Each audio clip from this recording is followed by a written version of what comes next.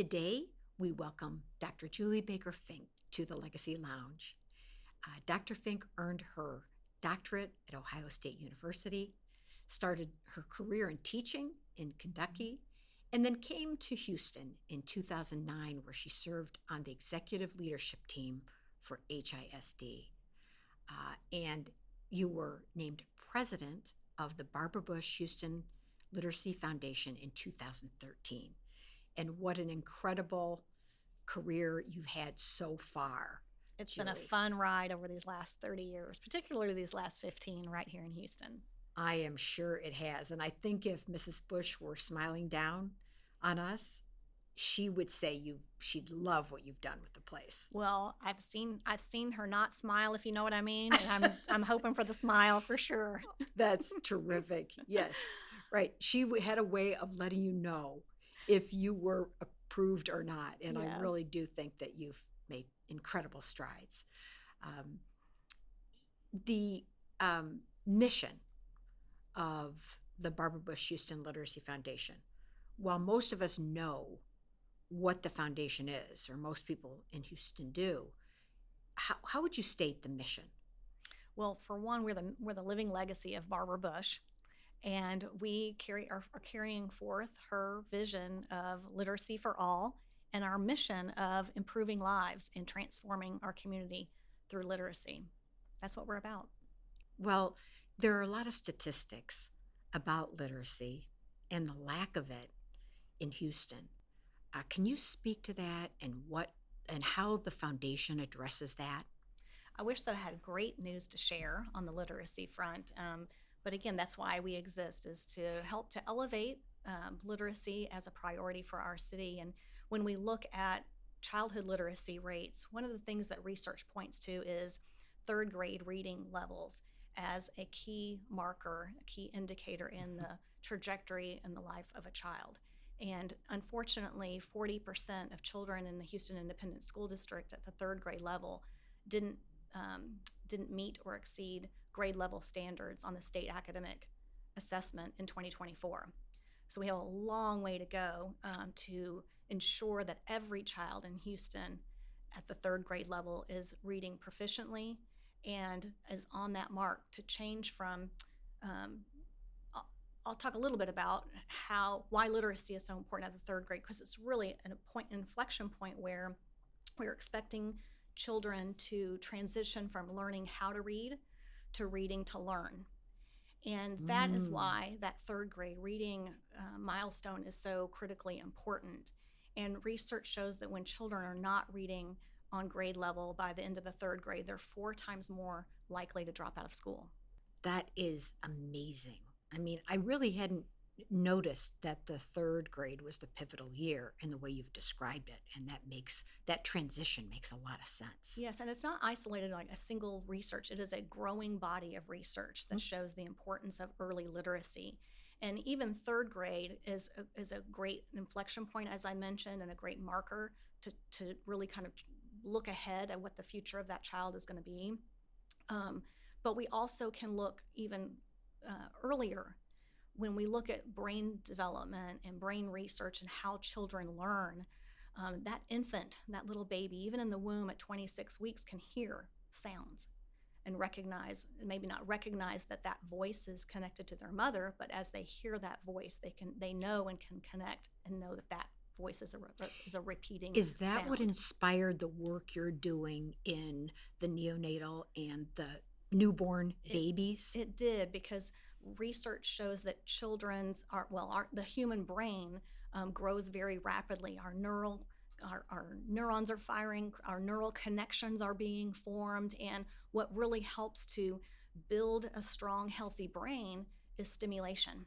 And that stimulation can come from all of our senses, from sight, from sound, from smell, from Music. touch, so all of these things are what we're encouraging parents to do with their infants from in the womb through, again, those early years of life, because we know that research shows that those early years of life are really the foundation for that child's long-term health and success.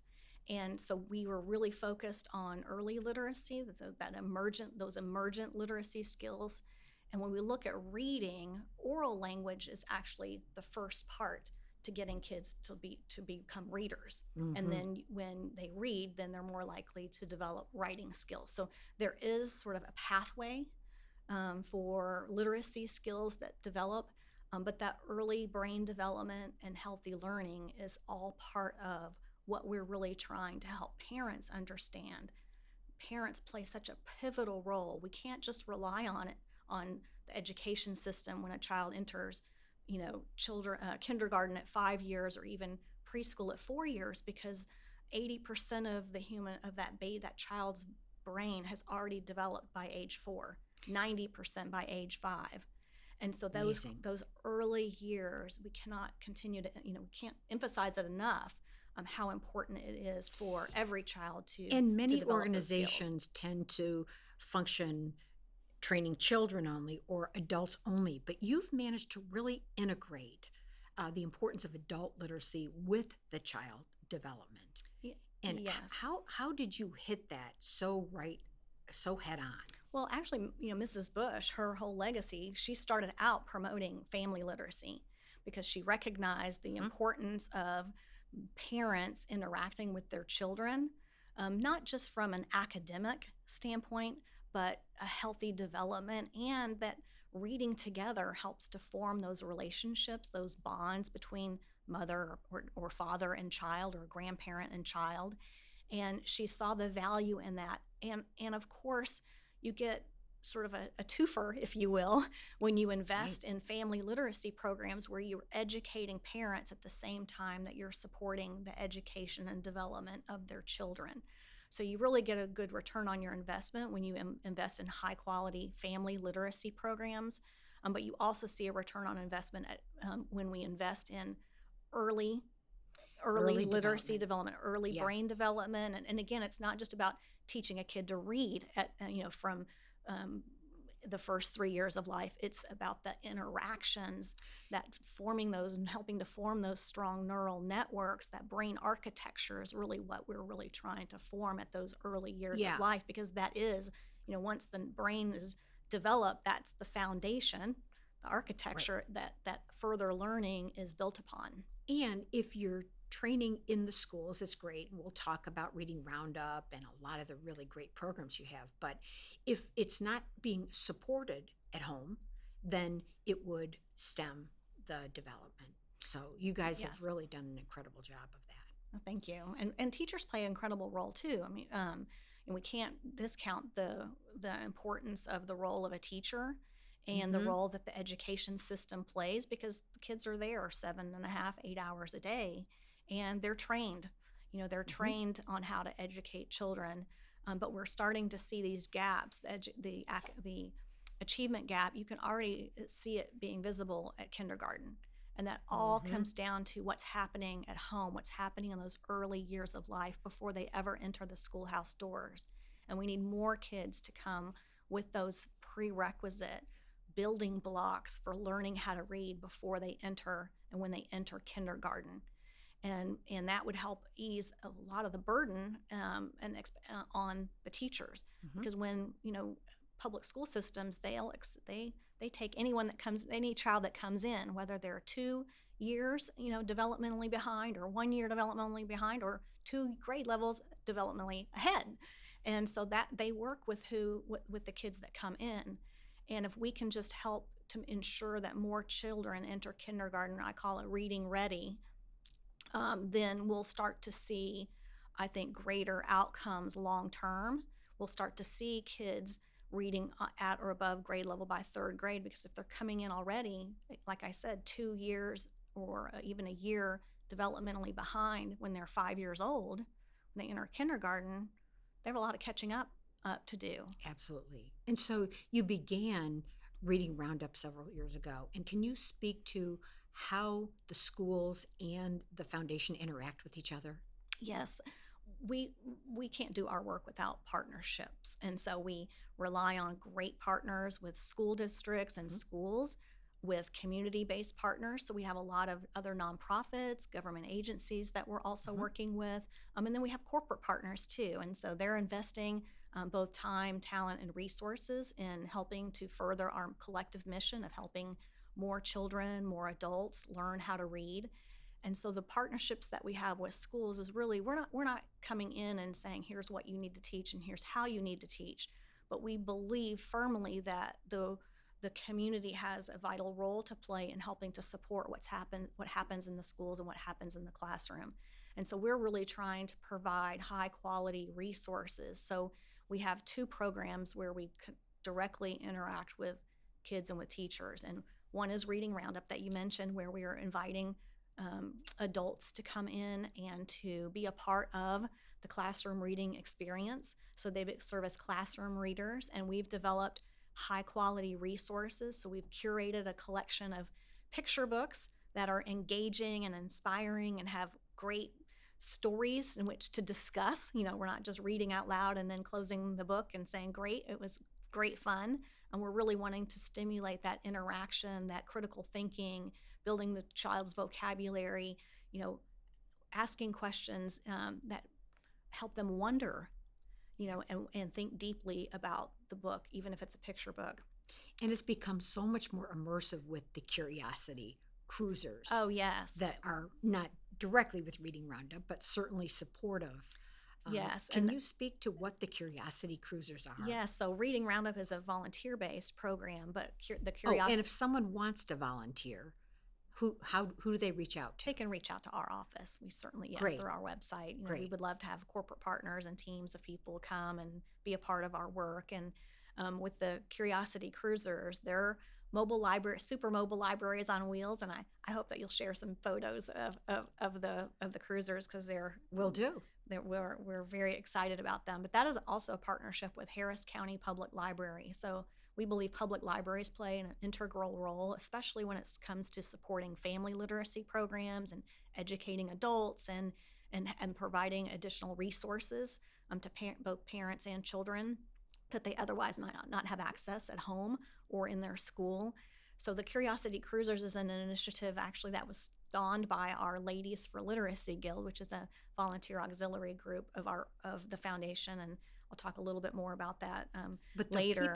The adults who have been engaged in the Reading Roundup just have a charge. I mean, they have a really good time. And so I want people to know that they can volunteer for that. Yes, Reading Roundup is wonderful. And then the cruisers are mobile libraries. We have a fleet now of 4 of those mobile libraries that are, again, a partnership with Harris County Public Library. And so that through the county, they staff and support the mobile libraries. And so they go out and do outreach programs. So those look like STEM resources, so science, technology, engineering, and math integrated with reading and with art. And they go into the neighborhoods. They go into the neighborhoods. Where in many cases, kids don't have books in their home. Oh, no, they don't have books, and they also don't have access to a lot of outside enrichment or other academic programming on after school or on the weekends or even in the summer. And so the mobile libraries, the teams are taking the mobile libraries out to affordable housing communities, to community centers typically, and providing 90-minute hands-on learning opportunities. So kids are learning about AI, robotics, learning circuitry, making digital music digitally. So they're doing a lot of hands-on activities and learning about reading through that process.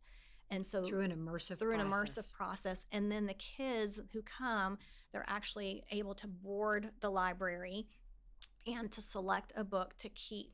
And they get to take that book home. They take it home. And the whole idea is to build children's libraries, because we know what research says about the importance of access to books in the home. The children who have access to books in the home are, of course, more likely to have high reading achievement levels and perform academically, but also have longer life outcomes and to be lifelong readers. Just the opportunity excels. If Barbara Bush was fond of saying, if you give a child the gift of reading, there so many opportunities in life. And, absolutely. There are some stats on the average number of books in homes. And then if you compare that to people that don't have access, What do those stats look like? Yeah, nationally, about 61% of low-income children don't have age-appropriate books in their home. Hmm. And, I grew up, my mom was an educator, and so we didn't have a lot of money, but we always had access to books because she knew the value of that, of doing so. And we always took And advantage books of in our the school home. books in the home, where we either checked them out through our school Yeah. library or the public library, or picked them up at, little um, yard sales, wherever we could get books. We got books. My siblings and I always had books in our home, and Mhm. and I remember, had fond memories of reading with my parents at bedtime growing up. And it's really sad to think that there are so many children right here in the Houston community, and across our country, who don't have those experiences because either their parents don't know how to read, they don't have access to books in the home, or they just don't value and understand, or haven't created a culture of reading success and that importance in the home. And sometimes, parents don't feel like they have the competence or the confidence, or sometimes the tools to be able to do that with their child. And so we're really trying to hope, to, through the programming that we have, empower parents, but also to empower children to be drivers of their own learning, and to create that joy of reading, because that's really what it's about. If you can capture a child, whether it's just one book, in a series, that they love, then that we've done our Then job, you've because got you want them. them to keep reading the next Yes. book that comes out, and to look Yes. forward to that. I do Yep. that as an adult. Mhm. Yep. And so it's about helping children find those just right books that we call them just right books, that really kind of spark. And that, with that adult excitement. literacy rates being as low as they are, unless you integrate the family and the child, it's just not a winning combination. Yes, and it's about access to books in the home and time spent reading, and whether it's independent or with your Mhm. caregivers. And that's really what it's about. It's not just about, oh, there are books, I'm counting the books, but books translate into time spent reading Mhm. independently. And it's that time.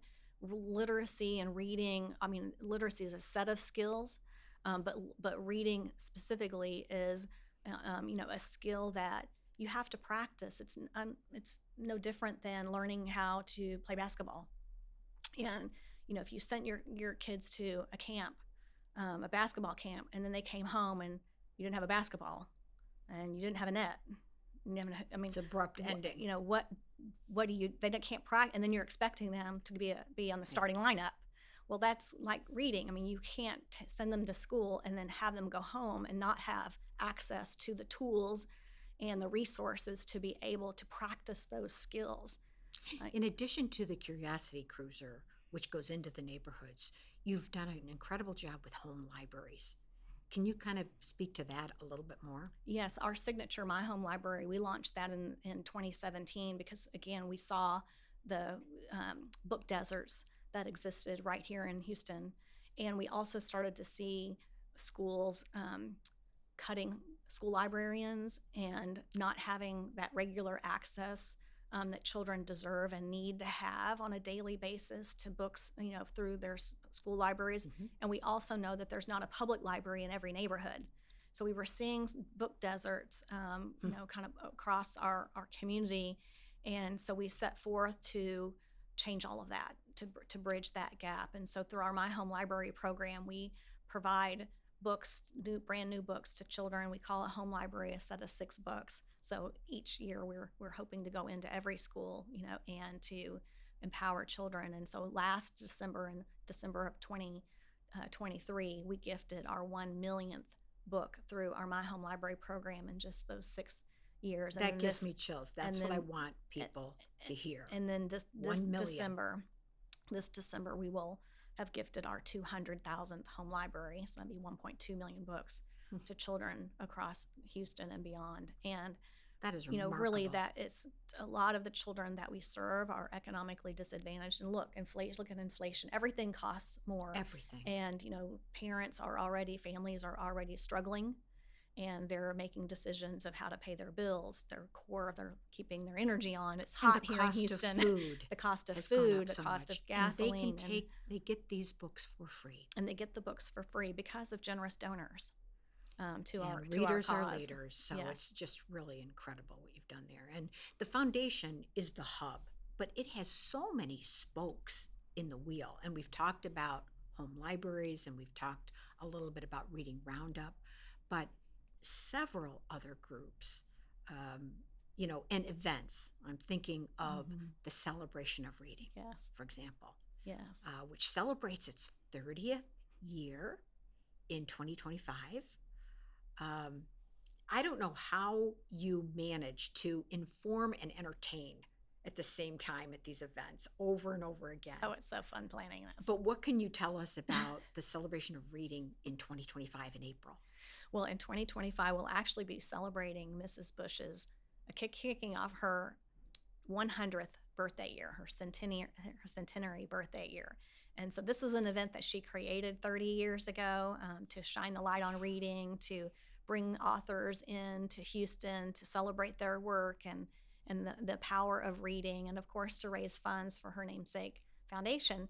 And so we're very excited. And not just money, time, talent, treasures. Absolutely, whatever people can give. She Right. always believed everyone can give something, Right. and do something, and in helping someone learn how to read. So whatever you can give, whether it's time, talent, or treasure, we're hoping that we can mobilize further this community, because literacy, and I want to keep coming back to the importance of literacy, and because maybe a lot of the listeners maybe not know someone who can't read, an adult who can't read, or don't have a child, in school, and maybe or feel that removed, lacks the confidence to be able to may even feel a address little it in the home. removed from this cause. But we all should care about literacy rates, because literacy has become a global metric for assessing the vitality and the health of communities, because it is interconnected to everything that that impacts each of us, from poverty to unemployment to tax levels to dropout rates to prison security levels. and safety to healthcare outcomes, to civic engagement levels. All of these things, whether it's economic or social, all are underpinned by literacy rates. It's And when we indelibly hear, linked. again, 40% of third graders not reading on grade level, 1 in 3 Harris County adults not reading at a functionally literate 1 level, in 3. 60% of children entering kindergarten lacking emergent literacy skills. We should all be startled. we should all be startled by this. They don't have a fighting chance. No, without they don't. that opportunity. So many doors. I mean, look at our country. We're the greatest country in the globe. And if we expect that we're going to continue to compete globally and to perform at this level, to have individuals be able to engage in our civic process and to be able to connect with communities, to support their families and be independent, to earn a living wage to support their family, they have to have literacy skills. And when we look at these young children, we must ensure that they graduate on time, that they're reading ready, and that they can contribute meaningfully to our society and our economy. And win a place where they feel that they are adding, where they're productive and adding value. And they can't do that if they don't know how to read. It's a linchpin to everything, isn't it? Yes. Yep. It is. I want to share just some economic, because we partnered with the Mayor's Office for Adult Literacy. You mentioned them in your introduction. And so we had a partnership with them in helping to develop our nation's first adult literacy blueprint. We're the first city in the nation who developed a focused blueprint to help lift adult literacy rates. And we partnered, as part of that, we reached out and partnered with Gallup. And we all know Gallup. They do an incredible work. And so we worked with their economic team, and they did an analysis that showed that in Houston and Harris County, if we were able to so there are 4 reading levels at the adult level. And if we could get the individuals who are performing at the lowest 2 levels just to move up one level, okay, so one more level in their literacy skills, it would contribute $13 billion more annually to our GDP. That's impressive. I had not seen that. That is an amazing statistic. And just think of what our city would be like if we had that more that that financial, Mhm.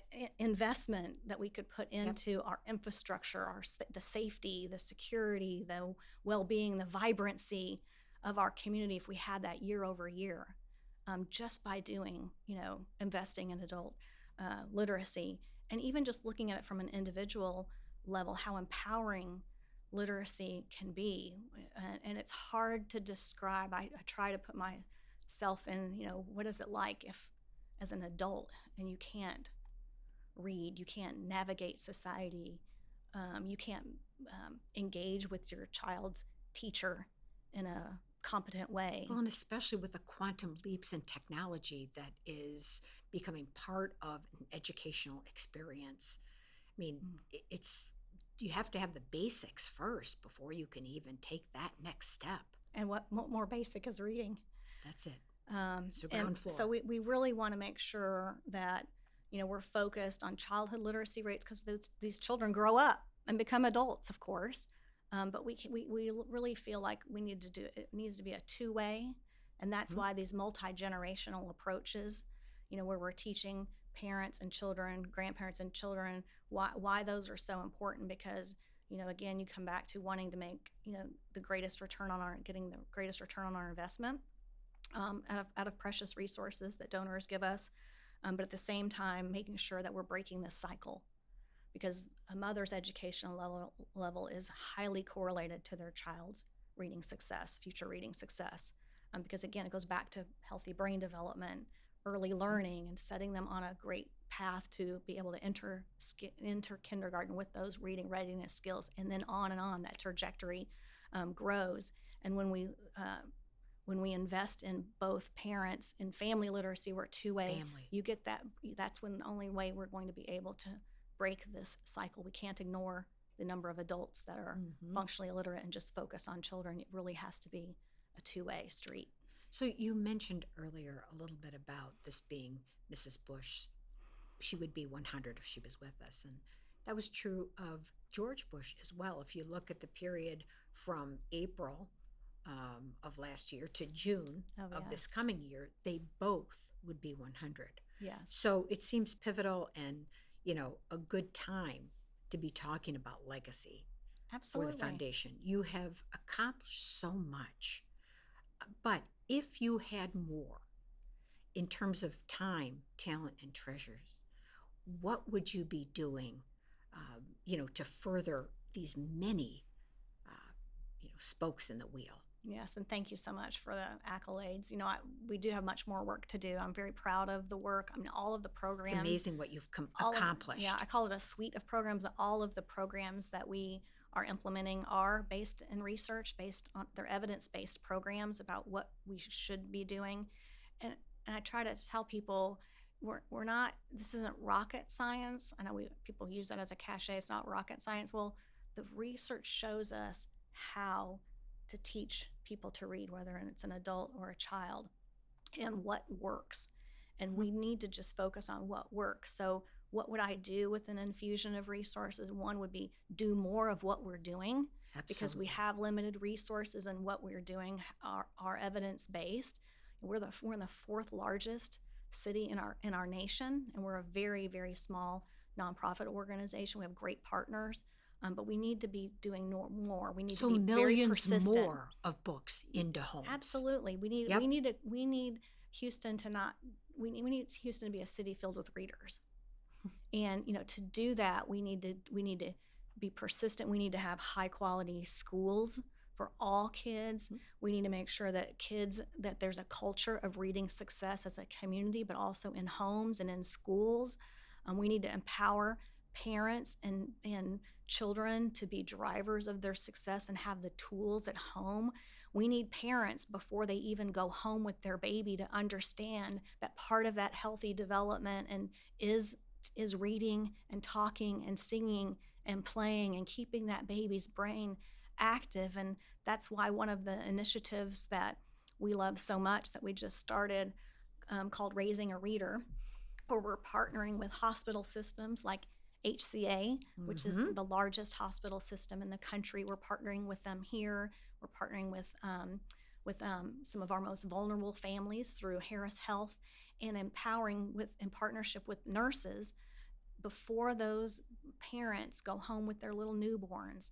Of course, they're learning all kinds of things around what to do to care for their baby physically. But when it comes to development and healthy brain development, we're giving them resources. So many times it'll be their child's first book and other resources to help educate them on that this is part of what they need to be doing. And what we're hearing is great feedback, both from the nurses who are excited about it, because they're not just giving them something and then that's a one-time thing. They really see the value in how that's going to be setting that baby, setting up that parent for being an integral part.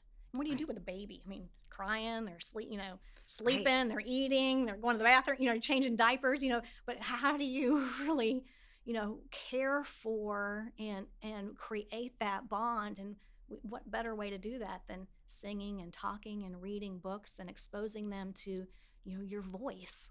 Developing their minds with so many diverse cognitive skills. I mean, your educational background and what you've brought to the nonprofit area, just in terms blending the two the way you have to keep giving back more and more, is really astounding, Julie. Oh, well, thank you. It really is. Well, we can't do that without great partners, great donors, great volunteers, and we want to help raise awareness, for why literacy is important. We want to elevate it as a priority for our city. We want to keep investing in high quality programs that make a difference And engaging with schools. I think engaging with schools you're and involved with with families too. 25 schools now, right? For just one program, but we partner for My Home Library. This year we'll partner with almost 80 schools, actually almost 100 schools, but this year alone, this calendar year alone, just for My Home Library. That is wonderful, though. Yeah. Yes. So another thing you would do would be to expand into even more schools, Yes. which has been a rich experience for those people who volunteered and for the kids who are so excited about it. They are. Yeah. They are. It's so wonderful for them to see, someone come from the community and who loves reading, and we'll talk about books with them, because a lot of times their own parents aren't doing that. They're who is caring for them is not doing that, and a lot of times they hear it from their teacher. But to know that there's another caring adult in their life that's coming in. So and another reading to them on a regular basis. spoke in the wheel is the Ladies for Literacy Guild, and you've got an upcoming event for that as well. Can you speak to how that began and how it's growing?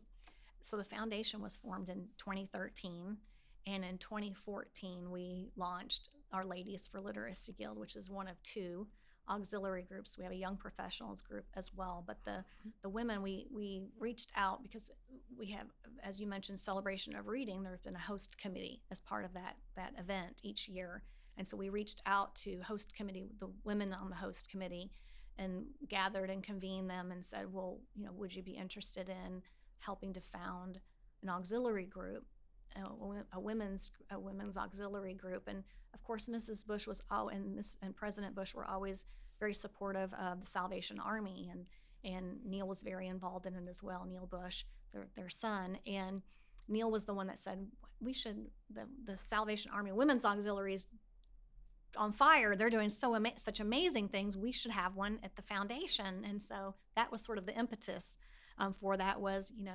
sometimes you just have to replicate what someone else is doing because it works. And both organizations have learned a lot from each other. Absolutely. By coming together on so many levels. Absolutely. So our women's auxiliary group is basically a volunteer support arm, and so I call them their injection of capacity, if you will, to our mission and helping to further our mission. So among many other things, as I mentioned, they help to even create and fund the Curiosity Cruiser Mobile Library Initiative. They have an annual fundraiser coming up on October 25th called the Power of Literacy Luncheon, where they help to raise funds and, of course, raise awareness through that event for literacy programs. So the funds help support the expansion of our initiatives at the foundation, but to also connect through the community, through the initiatives like Curiosity Cruiser, as well. Fantastic. Yes.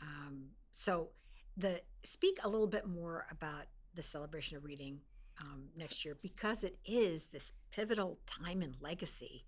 What can we expect? I know you can't give away all the secrets, but Well, for the listeners, Celebration of Reading is a very unique fundraiser. We don't call it a gala because it's not really a gala. It is just it's an amazing event. It's held at the Hobby Center for the Performing Arts in downtown Houston, and so the program actually is in a theater, is in the large Seraphim Hall. So we usually have more than 1,200 guests come, and so we have about an hour and a half long program where we bring in best-selling authors and entertainers for a theater production. It's a production. it really It's a is. production, and so this coming year, I'll give a little bit out in that we are having the Texas A&M singing cadets come, a whole choir, their choir. Come and perform. Of course, President and Mrs. Bush loved Texas A&M. That's where his, of course, the Bush School, Government Public Services, as well as his library. And so we thought it would be fun to bring the cadets down here and perform. And then we'll have, again, a slate of authors, and then the family hosts it. So the family are the hosts for the evening. The grandkids usually introduce the authors, and Neil and Maria and their siblings, take Such part a in it. unique, multi-generational family affair. Yes. And it just shows how Mrs. Bush just imbued generations in her family with the passion for learning Yes, and and reading. we love that they're involved within our organization. Neil's the chairman of our board of directors. Maria's on our board. And So we didn't love Neil that and Maria found the foundation? they did found the foundation because they recognized that we're here in the adopted hometown of President and Mrs. Bush. They've lived here for over 50 years, and really wanted to take literacy on as a key issue here in her hometown, and to be the first city to break the generational cycle of literacy. And that's what we're really trying to do, is to be a role model for others of implementing evidence-based programs and getting great outcomes, and also uniting the community, whether it's, again, community-based organizations, government agencies, working together in a collective impact framework to really drive literacy in It's our amazing the community. way you've even brought the Houston Public Library system into the fold. And I can remember in the first book drives, they were willing to store all of the donated books. I mean, they really knew nothing about it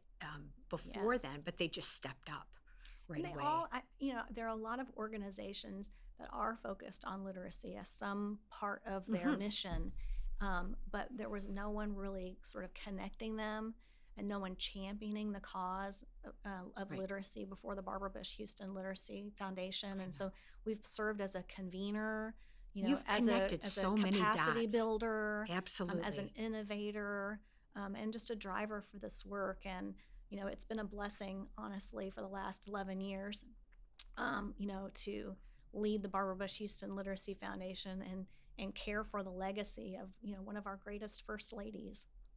Definitely. And you just wear it You're gonna well. make me cry. I'm thinking about all of the days and times I saw you sitting by Mrs. Bush's side, and even George Bush, 41, and now to be able to work with Maria and Neil, I think a family that's really impassioned about literacy. And if you think about the length of time, there are so many organizations that have started in that time. And it's really hard to get the kind of recognition Oh, that absolutely. you have, and make and connect those dots and make the inroads. I admit I have Barbara Bush at the front of my organization's name, and that gets you a long way further, a lot further along, Right. than someone who doesn't. And and it's because she was admired and she was respected, and she really advocated. She set the example.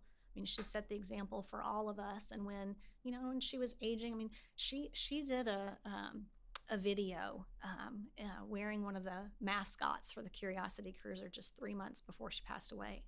So this is a woman who's in her 90s, who's willing to still do whatever it takes to, raise awareness. And if it makes people laugh along the way, well, boy, she was always game for a good a good laugh and making people and entertaining people. Entertainment but to was convey central. a message. Yes. But to convey a message. A message of importance. And, it was just an honor, to know her and, and to work with her and along those years that we were together.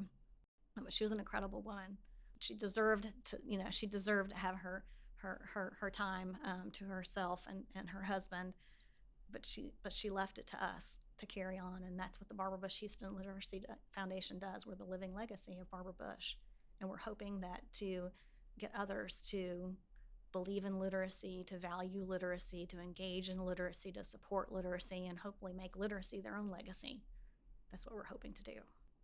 Well, you've certainly done an incredible job of it so far. And I think today, if people don't find a place to fit in, it'll be surprising, because just by looking at some of the videos, online of how the volunteerism is working so well in the community. And I remember Celebration of Reading, the first year, I saw a small paragraph in the Houston Post.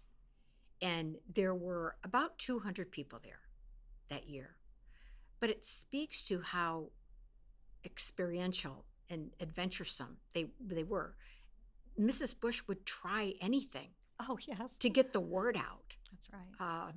When in the very first year, and of course I've had the pleasure of speaking with people like, Jean Becker and David Jones, who were very close, of course. Jean Becker, the right-hand person to George, 41. But I remember them telling the story of when Mrs. Bush was talking about Celebration of Reading, and she says, let's get authors to come and talk about their books. And they were kind of like, really? And boy, she just created a blueprint that keeps working for 31 years. It's going to be 31 years. I have heard people say that the Celebration of Reading is the highlight of the year for them, and they will plan calendars and vacations around it, because it's so informative, but also entertaining. And it brings that spirit of life that they were both known for. And I love that we don't have a live auction or a paddles up or all of these things that, when the program is over, people go to the dinner table and have a nice dinner, talk about the program, visit with each other, and then they can go home. And many times we're out of there by 10 o'clock at night. So it's not a late night either. It's because Mrs. Bush said, make it brief. Right. She wants to be have in fun, and out and have fun. Have fun. It's that spirit runs through the organization and all of the things that you do. Even with Ladies for Literacy and the power of literacy, which is after really Mrs. Bush's time. That's really been your baby, and the way that you and Maria have really gotten behind that. It's always that fun, informative, just entertaining evening or luncheon in this case. But you've always brought that great spirit, and I think in that reading lives too. And so it's just been fun to watch you grow the organization. Well, I appreciate your engagement, Deb. You've been so involved in the organization as a founding member of the Ladies for Literacy Guild, you've been on the Celebration of Reading committee with your husband Monty for well more than a decade, because I've only been here around for 11 years. And so, I really appreciate you providing this platform, for literacy. But, beyond this time, you have contributed greatly too. That's so kind of you to say. And I was one of the fortunate ones. My mom read to me all the time, and it makes a difference, and we all know it. But 15 years, a lot of people don't even spend 15 years in the nonprofit area, let alone with one organization. And you have been so steadfast through the years. And I don't know how you keep breathing fresh air and excitement in year after year, but I, for one, am really grateful for your time today. Thank you, and Deb. for telling people more, because there's a lot of opportunity for people to share time, treasure, and talent, and an organization that is so deserving. Thank you. Thanks, Julie.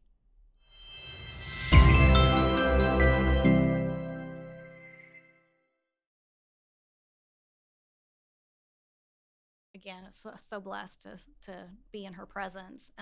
One of the fondest memories is, she collaborated with J.J. Watt on a number of occasions. And of course, his stature, his presence, 6'5" or more, Larger than life. larger than life personality too. And he actually, we were filming a short video, and they did a couple of videos together, and one of them took place at the residence of President and Mrs. Bush. And so I showed up early, with the video crew to set up, and I could hear the television going on in the den, which was right beside the living room. But I didn't disturb her because I knew she was probably in there needle pointing, which she was, watching television. And we were getting set up in the living room, and she says, "Is that Julie?" And so of course I proceeded into the den and said, "Oh yes, Mrs. Bush." And she says, "What do you have me doing today?" Well, it's kind of startled me because I thought, oh my gosh, she doesn't know why we're here. She's getting ready to do this video. I sent over this script, and of course she was just joking. And I said, well, we're going to have you don an apron on, and, you're going to serve cookies to JJ as you talk about literacy. And she says, "What's that?" Well, she was referring to the apron because she was well known that she didn't cook. And so I thought, okay, here we're going. She had me going, and so it was a fun event where we were recording. JJ came. Actually, his parents were in town at that same time, so it was great for him to spend time with Mrs. Bush, but also hosting his parents at that event. And anyway, it was just a fun time. And of course, he ate milk and drank cookies, or ate cookies and drank milk alongside Mrs. Bush, and they talked about their plan for tackling low literacy in Houston. But they were both cutting up and having a great time. But she had me going there when she said, "What are we doing today?" That is classic, Mrs. Bush. I was so fortunate, and one memory that sticks with me is one of the theater groups was doing Beauty and the Beast at Miller Outdoor Theater. And I thought, wouldn't it be great if Mrs. Bush would do the prologue to the musical? And I never thought really she would, but she was game for so many things.